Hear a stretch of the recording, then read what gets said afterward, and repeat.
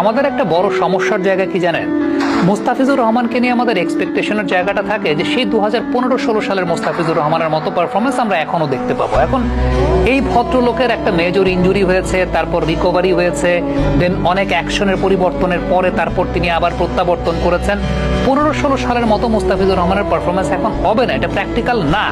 কিন্তু মুস্তাফিজ যখন top notch performance করেন সেটাও আমাদের আসলে মন ভরে না, আমরা বুঝতেও পারি না, কারণ আমাদের মনে মগজে একদম দৃষ্টিতে সবকিছু পুঞ্জীভূত হয়ে আছে সেই 2015-16 সালের মুস্তাফিজের মতো। এখন টি-20 ক্রিকেটে কিন্তু কনসিস্টেন্টলি মুস্তাফিজুর রহমান বাংলাদেশ টিমকে সার্ভিস দিয়ে যাচ্ছেন, যেটা আমাদের চোখে পড়ে না।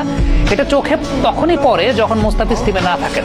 আপনি আরব আমিরাতের সঙ্গে সিরিজটা চিন্তা করেন, আরব আমিরাতের সঙ্গে সিরিজের প্রথম যে ম্যাচটা বাংলাদেশ জয়লাভ করলো ওই দিন কিন্তু মুস্তাফিজুর রহমান ছিলেন দলে এবং তিনি একটা টপ নচ স্পেল করে গেছেন। শারজার ওই ডিউ ফ্যাক্টরের কন্ডিশনে একমাত্র মুস্তাফিজই একমাত্র পেস বোলার যিনি ওই কন্ডিশনটাকে ভালো মতো ইউটিলাইজ করতে পেরেছেন। মুস্তাফিজ গেল কদিন আগে চট্টগ্রামে আমাকে একটা কথা বলছিলেন, আমি মুস্তাফিজের কাছে জানতে চেয়েছিলাম যে ডিউ ফ্যাক্টরে বোলিং করা তাসকিন মুস্তাফিজ ছাড়া ডিউ ফ্যাক্টরে বাংলাদেশের অন্যান্য পেস বোলারদের এখন পর্যন্ত